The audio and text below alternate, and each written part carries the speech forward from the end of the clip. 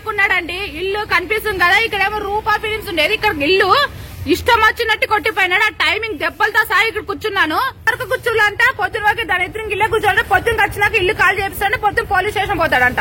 Police number అయితే చెల్లి అయితే ఛార్జింగ్ లేదు. ఎక్కడికైనా పోతే ఇక్కడే కూర్చుంటా. పొద్దున కలి వీడు పోవాలా. మొత్తం పోలీస్ డిపార్ట్మెంట్ అంటే ఇక్కడికి రండి. ఓకే, వెనక కనిపిస్తుంది కదండి, పోలీస్ స్టేషన్ కి వచ్చాను. గుంటకల్ అండి ఇది.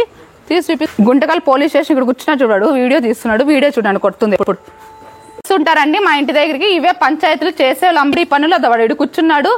అదో వీడు కూర్చున్నా చూడండి. ఇప్పుడు వీళ్ళు ఫోటోలు కావాలి కదా, కనిపించా చూడదు. అదో వీళ్ళు ఈ స్టేషన్ లో ఉన్నాం. అదిగో మొత్తానికైతే ఈ స్టేషన్ ఉన్నారు. పెట్టమన్నారు, పెట్టేసినాం. ఓకే, ఈమె ఎవరో నాకు తెలియదు. వీడు కొట్టినా చూడండి, దొంగ నాకు కూడా కూర్చున్నాడు. ఇప్పుడు కాదు చాలా సార్లు చెప్పాను.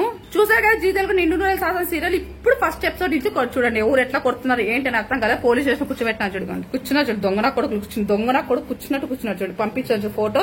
మొత్తం మీరు జైలు పోకపోతే ఇల్లు పీకేసండి. నుంచి ఇప్పుడైతే వెళ్ళిపోతున్నానండి. దీంట్లో అయితే చాలా అస్తం ఇక్కడ కనిపిస్తున్న అతందే ఉంది. ఇప్పుడుగా చాలా ఇయర్స్ నుంచి జరుగుతుంది.